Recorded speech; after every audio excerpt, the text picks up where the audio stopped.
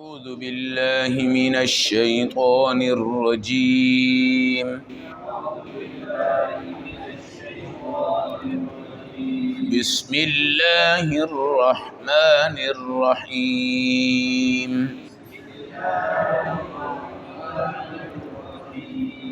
أفحسب الذين كفروا أن يتخذوا عبادي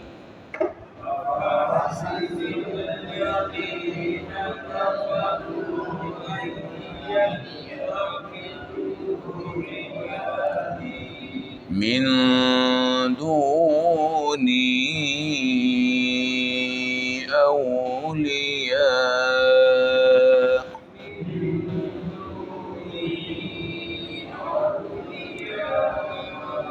إنا أعتدنا جهنم للكافرين نزلا.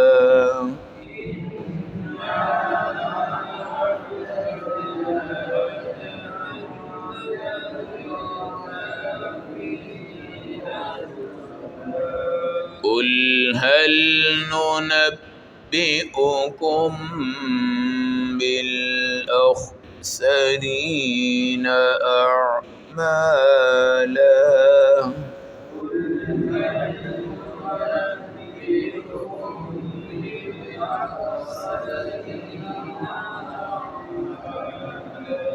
الذين ضل سعيهم في الحياة الدنيا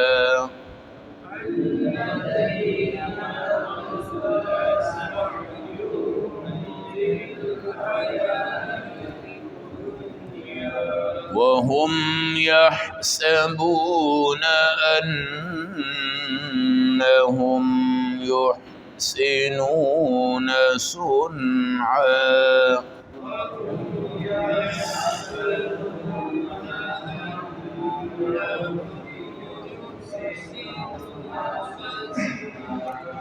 صدق اللہ العظیم.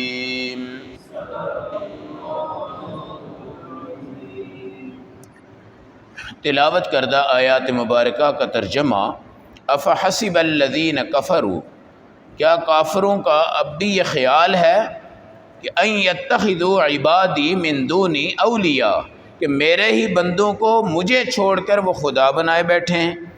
انا اعتدنا جہنم للکافرین نزلا، بے شک ہم نے کافروں کے لیے تیار کر رکھا ہے بطور دعوت جہنم کو.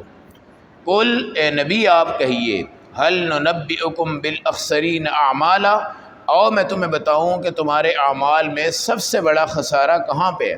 آگے آ جائیں، آگے ساتھیوں کے اندر آ جائیں، قرآن دیکھیں انشاءاللہ.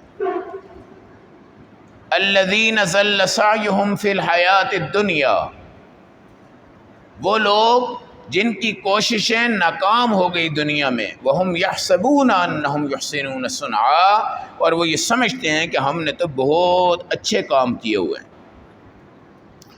آیت نمبر 102، 103، 104، پارہ نمبر 16 سورۃ الکہف.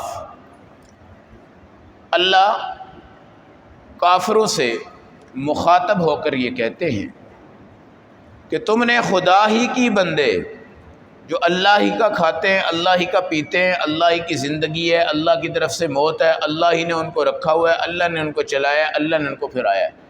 کیا ان کو پکڑ کر تم نے اپنا معبود بنا لیا اور رب ذوالجلال کو تم نے چھوڑ دیا؟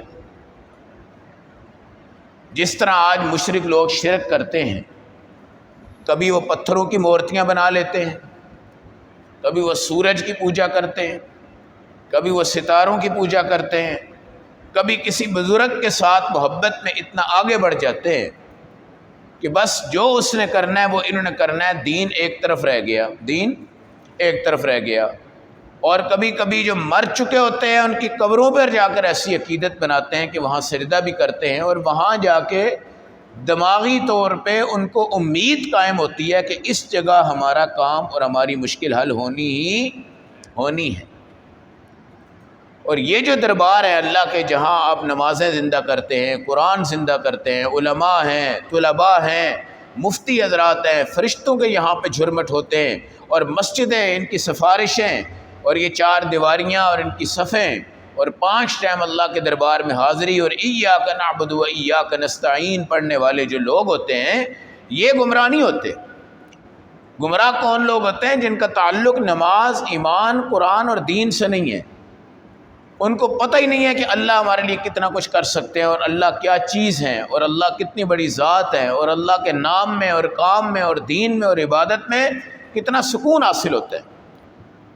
جو بندہ آپ کی مسجدوں میں نہیں آیا، اس کو ان چیزوں کا کیا اثر ہے؟ اس کو کیا پتہ ہے کہ سکون یہاں پہ ہے، طمانینت یہاں پہ ہے۔ اصحاب رسول کو جب پریشانی آتی، گھر چھوڑتے مسجد میں آ جاتے، مسجد میں بیٹھنے سے ہی اللہ ان کو سکون نصیب کر دیتا۔ آپ ماشاءاللہ جتنے حضرات ہیں، آپ کے دماغ میں، ذہنوں میں کئی ٹینشنیں، کئی لوگ ایسے ہیں جو آپ کے خاندان میں ہیں، جن کی مخالفت آپ نے 15 سال سے اپنے دماغ میں رکھی ہوئی ہے، اور جب آپ سوچتے ہیں تو آپ کا دماغ جوش مارتا ہے۔ کئی دوست ہیں، کئی کاروباری لوگ ہیں، کئی قرضوں کے معاملات ہیں، کئی دکانوں کے معاملات ہیں، کئی اور بچوں کی پریشانیاں ہیں، ہزاروں ہیں، لیکن آپ ایمانداری سے بتائیں کہ یہ 10 منٹ جو آپ یہاں بیٹھتے ہیں، کوئی ایک بھی آپ کو یاد آتی ہے؟ آپ نہیں آتی۔ یہاں بالکل پرسکون ہے، آپ پرسکون ہے آپ۔ اس لیے رسول اللہ صلی اللہ علیہ وسلم نے فرمایا کہ حلاوت جو ہوتی ہے نا، ایمان کی مٹھاس، یہ اللہ والوں کو نصیب ہوتی ہے۔ ایمان کی جو مٹھاس ہے وہ اللہ والوں کو نصیب ہوتی ہے۔ ان کے ہاں موت جو ہے اس کی کوئی حیثیت نہیں ہے۔ نماز چھوٹ جائے تو یہ موت سے بھی بڑا نقصان ہوتا ہے۔ اللہ کہتے ہیں کیا کافر اب بھی سمجھتے ہیں کہ میرے بندوں کو وہ کیا کر رہے ہیں؟ خدا بنا رہے ہیں جی۔ اور وہ جو بندے ہیں 2 ہی طرح کے ہیں، یا تو زندے ہیں یا مرے ہوئے ہیں۔ جو زندے ہیں تو ان کے گٹے اور گوڈو میں جا کے یہ سر رکھ کے سجدہ کر رہے ہیں جی، اور کھلا بھی ان کو ہی زیادہ رہے ہیں۔ خدا بھی بنایا ہوا ہے، کھلا بھی ان کو رہے ہیں۔ اگر کھلائے نا تو وہ ان کے پیر اور خدا بننے پہ بھی تیار نہیں جی۔ اور یہ نقلی جو لوگ پیر بنے ہوئے ہیں، ان کی نشانی صرف یہ ہے کہ یہ اس بندے کو نوازتے ہیں جو ان کا جیب بھرتا ہے، اور اس کو بالکل نہیں نوازتے جو ان کا جیب نہیں بھرتا۔ جبکہ رسول کریم صلی اللہ علیہ وسلم کی جو مجلس مبارکہ ہے، آپ صحابہ سے سنیں کہ وہ کیا تھی۔ ہر صحابی کہتا ہے کہ میں حضور کی محفل میں ایسے بیٹھتا جیسے حضور صرف میرے ساتھ بات کرنے کے لیے آئے ہیں اور مجھے ہی دیکھنے کے لیے آئے ہیں۔ اب 100 بندہ بیٹھا ہو، 100 کے پوچھے بھائی تیری طرف توجہ کیسی ہے؟ وہ کہے گا یار مجھے تو ایسے لگتا ہے جس طرح نبی صرف مجھے ہی سمجھانے آئے ہیں۔ حضور پاک کی توجہ ایسے رہتی تھی۔ تو ان لوگوں کو خدا بنانے والا اس سے بڑا کوئی بغیرت انسان نہیں ہوتا جو خدا کو چھوڑ کے ان کو خدا بنا لے۔ اللہ بھی تو غیرت والے ہیں نا۔ حدیث میں آتا ہے رسول پاک نے ایک صحابی سے پوچھا اگر خدا نہ خواستہ تمہاری بیوی کے ساتھ کوئی غیر مرد ہو اور تم اس کو اپنی نگاہ سے دیکھ لو تو تم غیرت میں آ کے قتل بھی کر سکتے ہو، کیا کر سکتے ہو؟ تو فرمایا تو بھی غیرت مند ہے، محمد بھی غیرت مند ہے، لیکن اللہ سب سے بڑا غیرت مند ہے۔ اور اللہ کی غیرت یہ ہے کہ اس کا جب شرک ہوتا ہے نا دنیا میں، پھر اللہ کی غیرت جوش میں آتی ہے۔ تو شکر ادا کیا کرو کہ آپ کافر نہیں ہیں، کافر نہیں ہیں، اور ماں کے پیٹ سے آئے ہوئے ہیں۔ کبھی کسی نے آپ کو یہ نہیں کہا کہ جناب اب تم 15 سال کے ہو گئے، ذرا نہا کے کلمہ پڑھ لو، کسی نے کہا ہے آج تک؟ جی یہ نکاح والے جو ہوتے ہیں نا، نکاح والے نکاحوں پہ کلمہ پڑھاتے ہیں، یہ جہالت ہے۔ یہ کیا ہے؟ نکاح کا کلمے سے کوئی تعلق نہیں ہے۔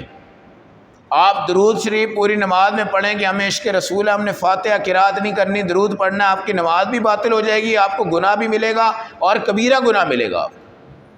ایک بندہ 4 رکعت نماز پڑھتا ہے نا، ثنا پڑھنی، تعوذ پڑھنا ہے، تسمیہ پڑھنا ہے، قرات کرنی ہے، فاتحہ کرنی، یہ ثواب ہے۔ لیکن ایک بندہ کہتا ہے جی مجھے عشق رسول کا تقاضا ہے، میں نے نہ فاتحہ پڑھنی ہے، نہ قرات کرنی ہے، نہ میں نے سبحان ربی الاعلیٰ پڑھنی ہے، نہ سبحان ربی العظیم پڑھنی ہے، میں نے کچھ بھی نہیں پڑھنا، میں نے اتحیات بھی نہیں پڑھنے، میں نے درود ہی پڑھنا ہے، رکوع میں درود ہی پڑھنا ہے، سجدے میں رکوع ہی پڑھنا ہے، کھڑے ہو کے درود ہی پڑھنا ہے، اور وہ یہ کام 1 دن کرتا ہے، 2 دن کرتا ہے، 3 دن کرتا ہے، علماء اس کو سمجھاتے ہیں بھئی یہ تیرا درود تیرے لیے گناہ بن رہا ہے، تیرا یہ درود تیرے لیے گناہ کبیرہ بن رہا ہے۔ اب اگر وہ آپ کو کہے مولوی صاحب آپ تو گستاخ رسول ہے، ہم کہیں بھئی گستاخ رسول کیوں ہے؟ تو درود پڑھتا ہے، نبی نے یہاں درود پڑھا ہے؟ نبی کے صحابہ نے کھڑے ہو کے درود پڑھا ہے اس میں نماز میں؟ رسول اللہ نے رکوع میں درود پڑھا، سجدے میں درود پڑھا ہے، اتحیات کی جگہ آپ نے درود پڑھا؟ نہیں، چوتھی رکعت میں آپ نے درود پڑھا ہے، تو چوتھی رکعت میں درود پڑھنا عبادت ہے۔ اب تو پوری نماز میں درود پڑھتا جا رہا ہے، پوری نماز میں درود پڑھتا جا رہا ہے جی، تو یہ طریقہ بھی کیا ہو گیا؟ غلط ہو گیا۔ یہ طریقہ بھی کیا ہو گیا؟ ہر چیز کو اس کی جگہ پہ رکھنا، ہر عبادت کو اس کی جگہ پہ کرنا، ہر کلمے کو اس کی جگہ پہ ادا کرنا، ہر اذان کو اس کے مقام پہ رکھنا، ہر نماز کو اس کے مقام پہ رکھنا۔ یہ شکر ادا کرو کہ اللہ نے تمہیں کافر نہیں پیدا کیا، اور تمہیں اللہ نے صراط مستقیم پہ رکھا ہے۔ اور یہ جو کلمہ ہم کہتے ہیں نا نکاح کے وقت پڑھو، وہ بیچارہ خوشی کا دن ہوتا ہے، دلہے کی خوشی کا دن ہوتا ہے، اور جب اس کو یہ پتہ چلتا ہے نا یار یہ مولوی صاحب کلمے والے ہیں، تو اس کا رنگ اس ٹائم تک ٹھیک نہیں ہوتا جب تک کہ وہ اس مرحلے سے نکل نہ جائے۔ تو بھائی کوئی کلمہ پڑھائے نکاح کے وقت آپ اس پر اعتراض کریں کہ یہ دین نہیں ہے، یہ بدعت ہے، یہ کون سا موقع ہے تو نے کلمہ پڑھایا ہے؟ حضور پاک نے 11 نکاح کیے ہیں، کیا آپ نے کبھی کلمہ کسی نے آپ کو پڑھایا ہے؟ اس وقت آپ نے صحابہ کو پڑھایا؟ بھائی ہم تو کلمہ گو پیدا ہوئے الحمدللہ، ہمیں کلمہ کی کوئی ضرورت نہیں ہے۔ بس نکاح کیا ہے؟ خطبہ، مہر اور گواہ، اور گواہوں کے سامنے لڑکی کا نام لے کے لڑکے سے پوچھنا بھائی تجھے قبول ہے؟ قبول ہے؟ قبول ہے، بات ختم۔ اور یہ جو قبول ہے قبول ہے قبول ہے 3 بار کہتا ہے، یہ بھی شریعت نہیں ہے، یہ بھی شریعت نہیں ہے، یہ ایک مرتبہ ہے، ایک مرتبہ ایجاب اور قبول ایک بار ہے۔ یہ ہم صرف عوامی پریشر کی وجہ سے 3 بار کہتے ہیں، اگر نہ کہیں نا بعد میں کیا بات ہوتی، مولوی صاحب نے نکاح ہی نہیں پڑھایا دوبارہ نکاح پڑھاؤ، کلمہ نہیں پڑھایا دوبارہ کلمہ پڑھاؤ۔ تو بھائی یہ باتیں اس نہج پہ آ گئی کہ ہم کلمہ گو ہیں، ہمیں اب کلمہ کی ضرورت انشاءاللہ نہیں ہے، ہم پڑھیں اپنے ثواب کے لیے پڑھیں، لیکن کسی خاص موقع پہ اس کے ساتھ کلمے کو ٹچ کرنا اور یہ کہنا کلمہ سنا، پھر کوئی ایک سنے تو وہ تو پڑھ جائے گا لا الہ الا اللہ محمد رسول اللہ، کہیں جناب اپنے جوش میں ہوتے ہیں، دوسرا سناؤ، تیسرا سناؤ، چوتھا سناؤ، 5واں سناؤ، 6واں سناؤ، اور 6 کلمے پورے یاد ہونا بھی نعمت ہے۔ یعنی بڑے بڑے علماء کو شاید ہم بھی اس ٹائم 6واں کلمہ پڑھیں تو اٹک جائیں گے جی، تو یہ 6 کلمہ پڑھانا یہ اس کی شادی غم میں بدل جاتی ہے، شادی غم میں بدل جاتی ہے، اور بدعت کی وجہ سے وہ نکاح ثواب نہیں رکھتا، کیونکہ آپ نے سمجھا کہ یہ کلمہ نکاح کا حصہ ہے۔ تو وہی مثال آ گئی کہ تم درود شریف محبت میں پڑھو، اور نماز میں قرات کو، فاتحہ کو، سبحان ربی الاعلیٰ کو، سبحان ربی العظیم کو کیا کر دو، چھوڑ دو، اور کہو جناب ہم نے عشق رسول میں، عشق رسول صحابہ کو نہیں تھا جی۔ تو بھائی کلمہ نکاح کا حصہ نہیں ہے، اور اگر آپ نے لازمی سمجھ کر کلمہ پڑھایا، لازمی سمجھ کر مولوی صاحب نے کلمہ پڑھایا کہ یہ نکاح کا حصہ ہے، تو یہ پھر بدعت بن جائے گا۔ کیا بن جائے گا؟ بدعت بن جائے گا۔ تو یہ باتوں میں بات آ گئی کہ کافر یہ مت سمجھیں کہ میرے بندوں کو وہ خدا بنا بیٹھے، اور جناب وہ خدا بنے ہوئے اور پیر خدا بنے ہوئے۔ اس لیے رسول کریم صلی اللہ علیہ وسلم منع فرماتے تھے صحابہ کو میرے سامنے کھڑے نہ ہوا کرو، کھڑے نہ ہوا کرو۔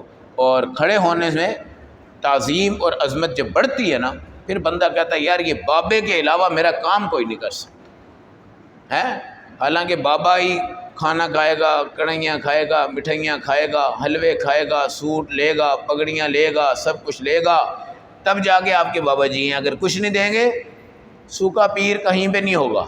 اس لیے 1 نمبر اگر اللہ والا ہوگا تو پھر اس کی توجہ سب کی طرف ہوگی، اس کی توجہ اِنَّا اعْتَدْنَا جَهَنَّمَ لِلْكَافِرِينَ نُزُلًا، ہم نے مہمانی کے طور پہ جہنم کافروں کو دینی ہے، مہمانی۔ روٹی کھانے جب آپ آتے ہیں نا، آپ کے ذہن میں ہوتا ہے یار پانی ہوگا، جی بوتل ہوگی، سالن ہوگا، اور یہ تمام چیزیں ہوں گی، اور آپ کی ضیافت ہوتی، مہمانی ہوتی ہیں۔ جس ٹائم آپ کی تھالیوں میں پیپ ہو، کیا ہو، پھوڑوں سے، پھنسیوں سے جو پیپ نکالی جاتی ہے وہ ڈشوں میں سجا کے رکھی جائے، اور جو کانٹے ہوتے ہیں جہاڑی دار کانٹے وہ آپ کو کھانے کے لیے دیے جائیں، اور پانی جو ہوگا ابلا ہوا آپ کو جو دیا جائے گا، جب آپ کو پیاس لگے گی تو ابلا ہوا پانی جس سے آپ کا سارا منہ اور ساری جلد جل جائے گی، اور جو پیپ ہوگی وہ جہنمیوں کو پلائی جائے گی۔ اللہ کہتے ہیں یہ تمہارے نزل ہے، نزل کا مطلب یہ تمہاری مہمان نوازی ہے۔ کیا ہے؟ مہمان نوازی ہے۔ اور جنت والے انشاءاللہ جب داخل ہوں گے، جنت بعد میں، حوض کوثر پہلے ہے۔ حوض کوثر جو ہے یہ پل صراط سے پہلے ہے، اور یہیں پہ نبی پاک صلی اللہ علیہ وسلم کے ہاتھوں سے جو آپ پانی پئیں گے تو لم یظمأ بعدہ ابدا، آپ کو اس کے بعد کبھی پیاس لگے گی نہیں۔ یہ جنتیوں کا مشروب ہے، اور جہنمیوں کا کیا ہے؟ پیپ، ابلتا ہوا پانی، زہریلے کانٹے جو اندر چبھتے جائیں گے پھر بھی وہ کھاتے جائیں گے۔ جی آپ کو انشاءاللہ اللہ جنت میں جب پہنچائیں گے، دسترخوان پہ سب سے پہلے آپ کو مچھلی کا جگر پکا کے دیا جائے گا، اور رسول پاک صلی اللہ علیہ وسلم کی نگرانی میں ہماری یہ ضیافتیں ہوں گی۔ وہ جو 4 نہریں کہتے ہیں جنت کی ہیں، وہ پیاس کے طور پہ آپ کبھی نہیں پئیں گے، وہ ایک ٹیسٹ ہے، لذت ہے۔ کیوں؟ یہاں پر جو آپ کھانا کھاتے ہیں، بے شک آپ کے سامنے 50 ڈشیں ہوں، بوفے سسٹم ہو جس میں 60-70 ڈشیں ہوتی ہیں، وہ آپ کھاتے رہیں 2 گھنٹے کا آپ کے پاس ٹائم ہوگا، 2 گھنٹے میں آپ کھائیں جی کتنا کھا سکتے ہیں؟ ٹھیک ہے، اچھا کھائیں، 2 گھنٹے میں جب آپ نے کھانا ہے نا، اس کے بعد آپ کا جو پیٹ ہے نا بالکل فارغ۔ اب بوفے سے آپ باہر نکلیں، جی ایک بندہ آپ کو سون حلوہ دے رہا ہے، دوسرا بندہ آپ کو کھیر دے رہا ہے، تیسرا بندہ جناب آپ کو چانپے دے رہا ہے، چوتھا بندہ آپ کو روغن دے رہا ہے، تو آپ کو الٹی آئے گی، آپ کو الٹی آئے گی۔ کیوں؟ آپ بھر چکے ہوئے ہیں۔ بھائی جنت میں ایسا نہیں ہے، جنت میں جو آخری لقمہ ہوگا نا، وہ جو جتنا پہلے کھایا ہوا ہے وہ سارے کو ہضم کر دے گا، اور وہ آخری لقمہ پہلے سے بھی زیادہ لذیذ ہوگا۔ یہاں پہ پہلا لقمہ بڑا ٹیسٹی ہوتا ہے، پھر دوسرا، تیسرا، چوتھا، پھر جوش ہوتا ہے، اور جوش کے بعد کام ٹھنڈا ہو جاتا ہے، اور جو آخری لقمہ جنت کا ہے وہ سب سے زیادہ لذیذ ہے، اور دنیا کا جو آخری لقمہ ہے وہ سب سے زیادہ لذیذ نہیں ہے، بلکہ اس کی لذت ہو بھی تو انسان کو محسوس نہیں ہوتی۔ تو اس طرح اللہ ہم سب کو یہ چیزیں عطا فرمائیں گے انشاءاللہ۔ لیکن کافروں کے لیے نزل کے اعتبار سے، مہمانی کے اعتبار سے کیا ہوگا؟ پیپ ہوگی۔ کیوں؟ آج انہوں نے اچھا رکھا ہوا ہے لیکن گندا کھایا ہے، توحید کا جھنڈا ہے لیکن شرک کیا ہے، اللہ کی توحید کا مسئلہ تھا لیکن انہوں نے کیا کر دیا؟ الذین ضل سعیہم فی الحیات الدنیا، اللہ کہتے ہیں خسارے والے میں تمہیں بتاتا ہوں، خسارے والے جو کوشش پوری کرتے ہیں، کہتے ہیں ہم نے بڑے اچھے کام کیے، بڑے اچھے کام کیے ہیں، لیکن کوئی کام ان کا اچھا نہیں۔ کیوں؟ کفر کی وجہ سے دین میں انٹری نہیں ہے، اور شرک کی وجہ سے دین میں انٹری نہیں ہے۔ اور جو منافق ہوتا ہے، منافق جیسی سزا دنیا میں بھی کسی کی نہیں ہے، آخرت میں بھی کسی کی نہیں۔ منافق کون ہوگا؟ جو کہے گا یار میں اس ٹائم دنیا میں سب سے بڑا ایمان والا ہوں، میں سب سے بڑا کیا ہوں؟ بزرگ ہوں، اور اپنی ظاہری صورت سے آپ کو دکھائے گا کہ میری نماز، میری زکوٰۃ، میرا روزہ، میری قربانی، میرا حج، میری توبہ، میری استغفار، میرے نوافل، میرے اوابین، میری چاشت، میری ضحیٰ کی نماز اور اشراق کی نماز سب سے کیا ہے؟ کامل ہے۔ اچھا آپ اس کو دیکھ رہے ہیں جناب یہ بندہ سب سے بڑا اللہ والا ہے، خدا کے ہاں وہ منافق ہے۔ کیا ہے وہ؟ منافق۔ اب وہ سزا اس کی کیا ہے؟ سزا یہ ہے کہ 5 ٹائم وہ کامل وضو کر کے صف اول میں بھی آئے گا، تکبیر اولیٰ میں بھی رہے گا، قربانی آپ کریں گے تو وہ 2 کرے گا، حج آپ 1 کرتے ہیں تو وہ 2 کرے گا، آپ عمرہ 1 کرتے ہیں وہ 2 4 کر ڈالے گا۔ صرف کیا مقصد ہے کہ لوگ مجھے بڑا، اللہ کہتے ہیں ذل سعیہم فی الحیات الدنیا، ان کی ساری کوششیں رائے گاہ ہیں۔ کیوں؟ یہ سمجھتے ہیں ہم نے بڑا اچھا کام کیا، لیکن خدا کے ہاں کوئی ایک کام بھی نہیں ہے۔ اب سزا کیا ہے؟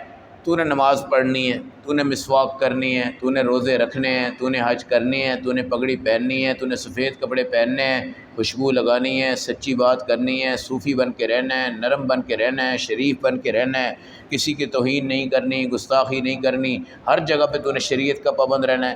سب کچھ کر رہا ہے، سب کچھ کر رہا ہے، لیکن خدا کے ہاں کچھ بھی نہیں کر رہا، خدا کے ہاں کچھ بھی نہیں کر رہا۔ تو منافق کو ملتا بھی کچھ نہیں اور کرتا بھی سب کچھ ہے۔ اتنا پاگل آدمی، اتنا پاگل آدمی، اس سے بہتر ہے وہ منافق نہ ہو، کافر نہ ہو، مشرک نہ ہو۔ کیا کرے گا وہ؟ نماز چھوڑ دے گا، جی، قربانی چھوڑ دے گا، چلو زکوٰۃ نہیں دے گا، کبھی جھوٹ بول لے گا، عیاشی کرے گا، پھرے گا، آزادی والا ہوگا، لیکن کافر نہیں ہے، منافق نہیں ہے، مشرک نہیں ہے، کچھ کر بھی نہیں رہا، لیکن کلمہ گو ہے، اللہ اس کے اوپر بھی اس کو جنت دے دیتے ہیں۔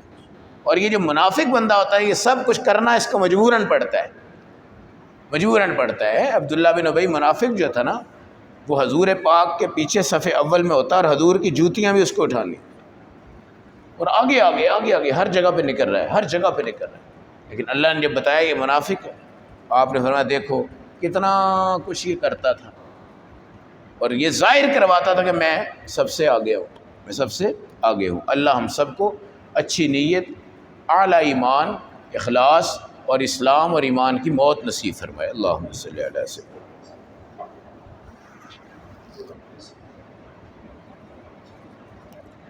برحمتک۔